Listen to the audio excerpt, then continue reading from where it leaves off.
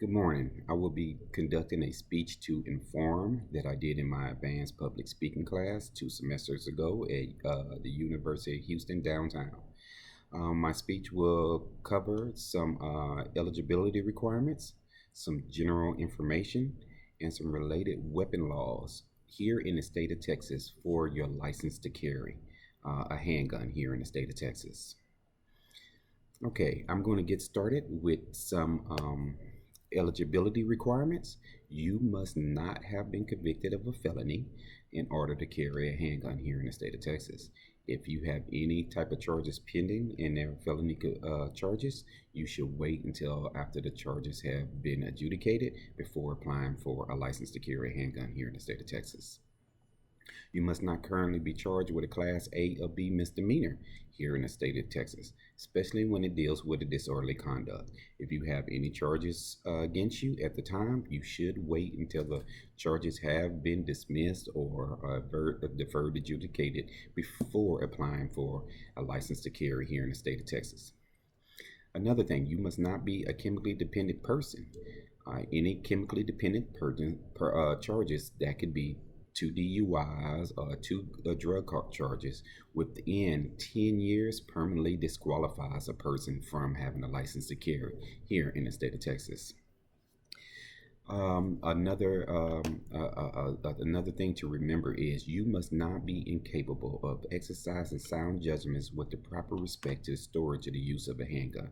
This is very important in the state of Texas because here in the state of Texas, there is no legal limit of intoxication while carrying your handgun.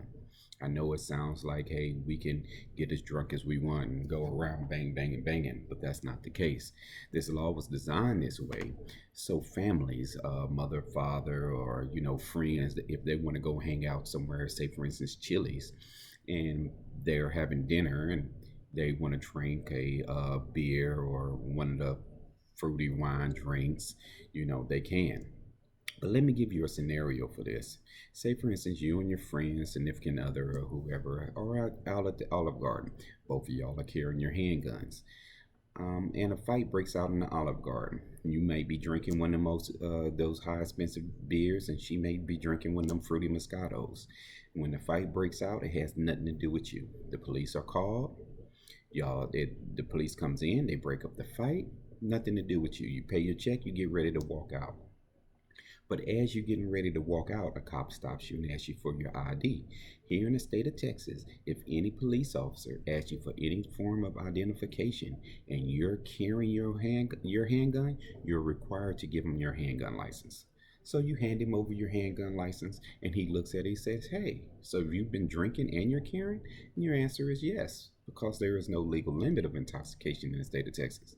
Well, now it's up to the cop to make the determination if you can exercise sound judgment or not. So it's really up to you if you want to carry your handgun and drink at the same time. Some more eligibility requirements are you must not have been convicted in the past 5 years of a Class A or B misdemeanor. If you have any charges pending, you should wait until the charges are, expunged, deferred, adjudicated, or whatever have you. You must be fully qualified under federal and state law to purchase a handgun. That means that you must be at least 21 and not a felon. Active duty military can be 18. You must not be determined to be delinquent in making child support payments. You must not be determined to be delinquent in paying taxes or owing the ABC Commission. That's the Alcohol Beverage Commission. You must not have been determined to be delinquent in any student loans. So for all the students out there that got them student loans, let's pay them off. You can't have any restraining orders against you. If somebody puts in a restraining order against you and you do have your license, they will suspend your license until the restraining order time is up. Okay, some more general information. If the license holder carries a handgun and the police officer asks for any type of identification, once again, you must show him your handgun license. All right, some reasons that your license could be suspended or taken away is being charged with a felony. Failure to display to a police officer could be some good reasons that they will take your license away. We're going to go over some related weapon laws here in the state of Texas. Penal Code Section 4603 makes an offense to possess a weapon in any of the following places: the premises of a public school, private school, or school ground institution where school activities are being conducted. An easy way to remember this: a lot of kids, no guns. All right, you can't take it on the premises of a polling place on election day. So you can't go in there and say, hey, everybody better vote for Donald Trump. Blah, blah, blah. You can't take it on the premises of a racetrack. That's like horse racing, dog racing, large sum of money, no guns. Premises of a government court or offices used by the court, so you can't go pay your tickets with your gun on. In a secured area of an airport, I don't know how you're going to get it in a secured area of an airport, but if you do, just know you're wrong. And you can't take your gun within 1,000 feet of a place of execution. But here in the state of Texas, premises includes the building or any portion of the building. It does not include driveway, streets, sidewalk, walkways, parking lots, or parking garages. So if you ever in that situation where you can't take your gun into a building, just go ahead and lock it up in your car, make sure it's concealed inside the vehicle, and keep it inside the vehicle. And then you can go into the establishment.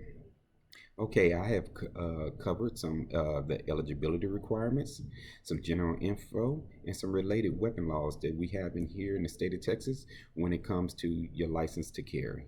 Thank you very much for listening to my speech to inform, and y'all have a great day.